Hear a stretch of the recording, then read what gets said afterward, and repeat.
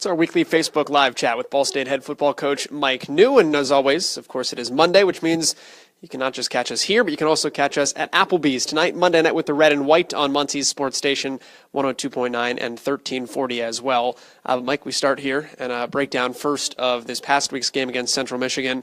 Obviously not the way that you guys had planned for it today. You always talk about tape post-game when you got a chance to go back and review it and see what did you see?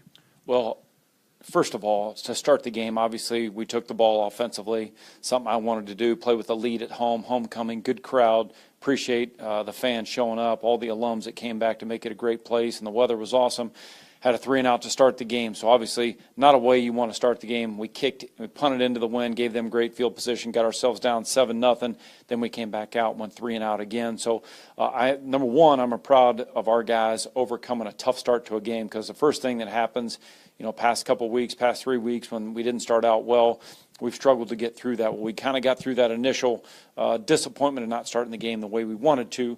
But when we did have our defense gave up that first touchdown on the first drive, then did a good job of getting some stops. Well, we settled for field goals. We can't do that. That's something, obviously, it's critical. You go back, it's not one specific things. Each guy's got to do his job, making sure we're executing.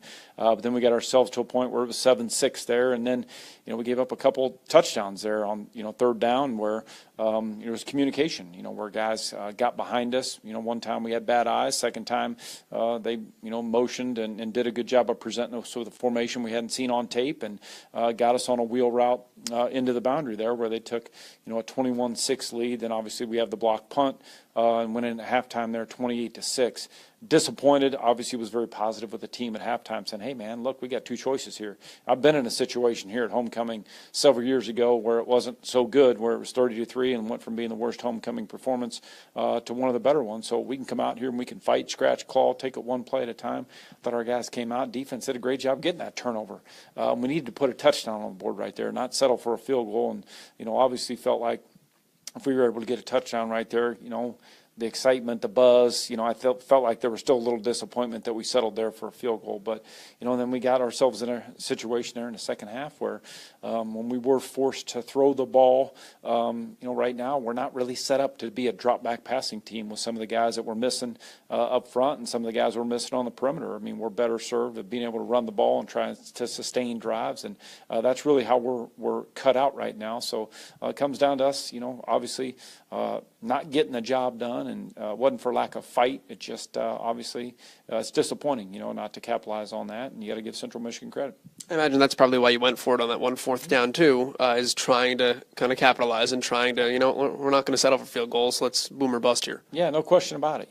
There's a point in time in every single game where that scenario is, hey, we're going to go for it right here. And when you know that your football team needs to score touchdowns and not settle for field goals, and that's a big deal. And obviously wind, depending on which way you're going, plays a factor in there. Is it a 4-down situation? If we're out of field goal range, so those things go into that decision.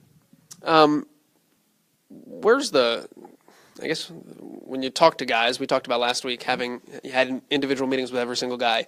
Kind of your pulse on where they're at this juncture and what practice was like today and kind of how they came out and responded. Yeah, obviously, we're disappointed right now. And I hope every guy's disappointed. I hope every person that is passionate about Ball State football is disappointed, because this is not the expectation level. I will say this, it's Monday. We're doing Facebook Live. It's 11:45. We've already had one practice in the books here for Toledo. I told our football team afterwards, I said, I appreciate the way you came out here and got after it in practice today. That tells me that we're dying for things to change. And each guy was out there with a positive attitude. There is nobody finger pointing. Nobody's causing any problems in the locker room. So it tells me that our attitude and our desire for change is there. We've got some issues that we're dealing with, and our guys are working hard to pick up the slack, to step in for players that perhaps are injured. And we're going to get through this tough stretch. And so, it's obviously easy to say, well, man, it doesn't get any easier. Toledo comes in the building. Yeah, that's fine. Toledo is a good football team because of how confident they are. But we've got everything in the world to gain on Thursday night and nothing to lose. And our guys, if they practice the way they did today for the next 2 days, hey, man, we're ready to go out there and stack up and fight against anybody. Why is Logan Woodside good because of his confidence. He is a different player. He's playing at a high level. He's as good as a quarterback as that we will see all year long and that we'll face. And when you turn on the tape, just his confidence and his rhythm, his ability to locate the football, spread the ball around, doesn't hold the ball in the pocket. It's very rare to see too many defenders around him in the pocket because, number one, they do a good job up front, and he does a good job of getting the ball out on time. And he's playing at a high level. We got to slow him down. Obviously, we got to make it tough on him and not, give him uncontested throws because he finds them, sees the field very well, got great vision, and he can pick you apart if you give him time. A little bit of a different Toledo team in that we're used to them being such an aerial attack, and obviously they've got a phenomenal quarterback, but it seems statistically speaking, they almost run it more. They're better running the football, not that they haven't been before. I mean, we know what Kareem Hunt has obviously gone on to do. But is there something different in what you see offensively with almost strength or dedication on that side of the football? No, a couple games they've dealt with where they've had some weather. They played Central Michigan 2 weeks ago, and it was a heavy downpour, so they had 300 yards rushing in that game, mainly because they weren't really able to throw the ball, not because they didn't want to. That's just the way the weather was that day and what they were forced to do, and they did it very well. So I think a couple of the games they've been in just because of what they were presented with that day on the weather, and they had to be forced to go to more of a ground attack. But we're going to get both. They're balanced. They can do both very well. They've got a good stable of running backs. They've got a good stable of wide receivers. And they're playing at a high level right now. They're playing confident. That's the difference. When you talk about a team, they think anytime they step on the field, they think they're going to win. You can see that confidence when you watch the tape, and you can see the way they play the game when you watch tape. Let's talk about the midweek thing. Less from the standpoint of the fact that it's a midweek game, because obviously, today's Tuesday, and it's not, but it is, and that's always confusing. And then you've got classes to combat with that are different as well. You've got class on game day, things of that nature. But I'm more curious about the short week standpoint. You've got a 5-day week, and you've also got a 4-day week coming up later on this season. How does that change how you game plan and kind of how everything gets condensed? Well, it's a challenge, and you had to spend some of your time during the bye week kind of getting a head start, whether you wanted to do that or not. That's just kind of what you're forced to do. You got to spend some time late in the week of preparation for your previous opponent, getting a little bit of a head start because you're going to be faced with a fast turnaround here. What happens is you're not able to spend very much time the day after the game on making corrections, on dwelling on that. You got to move forward and get yourself ready for the next opponent. And, it's a short week in that I don't worry about on the field. I felt like today was one of our better practices, and I appreciated the intensity level. I appreciated the focus. Guys were flying around. That tells me the desire for change, and that tells me that, we're not going to let a short week we're not going to let what happened 2 days ago cause any ill effects as we move forward here. But what really for our guys is you got to go to class. You got to go to class. You got to still handle the academic piece. I think that's tough, especially with a bunch of guys that are going through that for the first time, and so you got to make sure and emphasize to them, hey, bud, we're not traveling, so Thursday you got to go to class.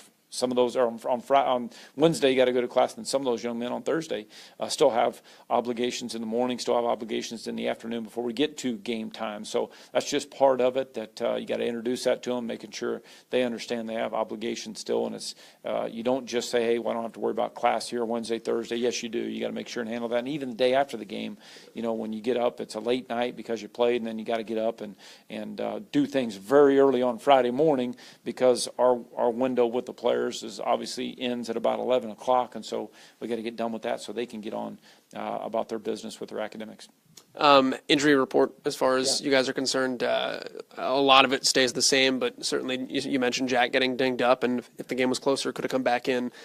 Where's he at right now, and where you at quarterback-wise? Yeah, we'll just monitor Jack day to day here. Obviously, he got an elbow banged up, and it just kind of wasn't one play. It was a couple times throughout the game where he landed on it and just caused a little bit of inflammation. So we'll monitor him as the week goes along. And Danny Penner, Danny got hurt first play of the game, kind of awkwardly there, and so most likely be without Danny. We're still waiting to learn some more information tonight on him with his MRI, but most likely we'll be without him for this game. All right, Mike. Well, we've got tonight still to come, so we'll keep the rest in the bag. And join us tonight at Applebee's, and certainly best of luck on the short week of practice. All right, thank you. That's Mike Neu joining us Facebook Live as the Cardinals get set for Toledo. That comes your way at the Shoe on Thursday night.